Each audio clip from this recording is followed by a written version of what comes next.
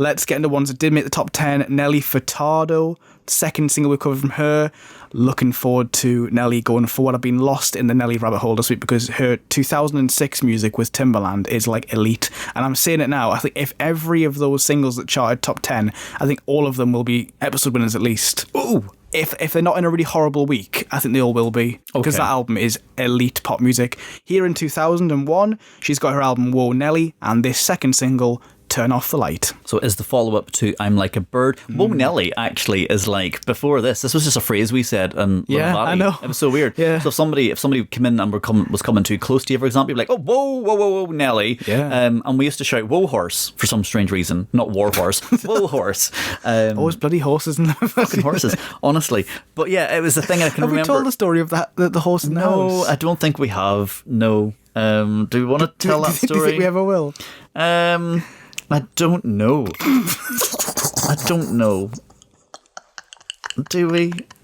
We haven't got a lot of time. We'll save it for another week. Okay. We'll leave it there and tease it. We'll leave it dangling. But Whoa Nelly was a thing that we would shout. I remember maybe at Leanne Pudney just constantly being like, whoa Nelly and yes horse. But yeah, follow-up time Like a Bird. I've got this down as an intro juice. Yes. And I didn't think, whenever I saw it coming, I was like, I don't remember which one this is. And then when you go to open YouTube and before you press play in the video, you just see the cover picture of it. Yeah.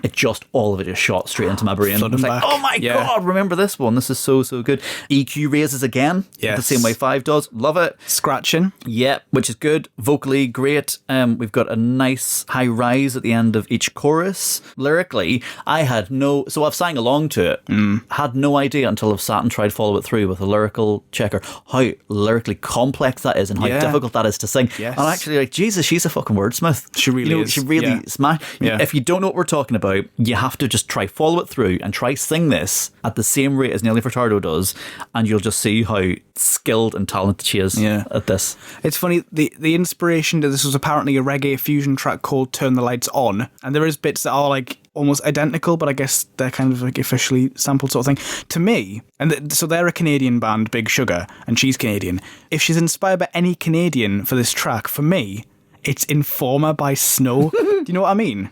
Yeah. At all. Especially towards the end where she starts doing sort of like fast, like scat rapping, like as you say in the verses, that kind of lyrical density that's like very complicated to deliver. I think this is very Snow, Informer, which is very odd, but no. Okay. Yeah. and I like that. It's just I don't think it was coincidental, but I think it's funny how they've all matched up together as Canadian counterparts. Yeah, I remember. This was a very awkward moment for my boss. Not my radio station boss, a different boss that I've got. I remember being in a university and we had to do an induction for a full faculty, and he probably had maybe a good 100 to 150 people in this room, and just was trying to like relate to people, but accidentally didn't in-joke pretty much with the academics from the journalism department, and got up, introduced himself as pretty much the most important guy in the room. He's like, yes, and I can rap Informer, and then just did a whole verse of Informer, and nobody in that room had ever heard that song nor knew what was going on. And I can just remember just being buckled myself, and then all the other academics were pissing themselves laughing, but it was the most irrelevant thing you've ever seen, aimed at 150 people. Like, I shouldn't know what Informer by Snow is.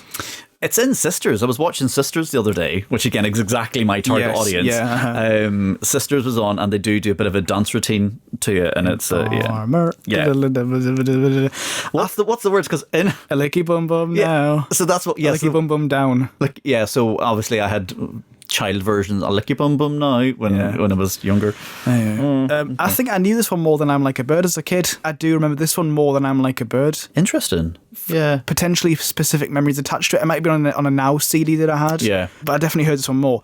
We're seeing a much more urban side to Nelly. You know, vocally, I'm Like a Bird was more delicate and ethereal. This one's kind of riotous. It's kind of got like a bit more of an edge to it. And you see that in the video too, because she starts off like swamp side, if that's a thing, swamp side with a little smoky swamp. Men start evolving for the swamp and dancing, and then she kind of just gets in and goes for it as well and dances around. That's a Gwen Stefani thing of like, I didn't know that was my...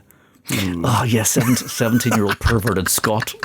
But I love Nelly Furtado wrestling in mud. Yeah, and we're still at this point where everybody thought she was Courtney Cox. Yes. God, that would take a lot of boxes for you, wouldn't it? Yeah. Yeah, then it cuts from the swamp scenes to like a really colourful set. There's men in skirts, there's her doing solo guitar stuff as well. Yeah. And the whole thing's just really like spirited and free, you know what I mean? So there is, it's back to the ethereal word too. Nelly's setting the tone and just going off in her own little lane here, and we're starting to see, when we've come from a world of like steps and Five and all of that kind of crack. We're like, right, we've got somebody who's really artistic over here, but still can be a mainstream pop star. Obviously, she swerves out of that lane a little bit. Yes. And we get more mass-produced Nelly, but yeah, a really interesting place with her right now. She's so good. She's so good. I've been listening to so much of her this week, and I just keep thinking, like, she's one of those artists I don't think I'll ever get to see live, but I would love to, because the amount of bangers that she has is incredible. This one, combining old bits of folk, new bits of electronic and hip-hop, and as a white person, not being cringy with it and like making it work.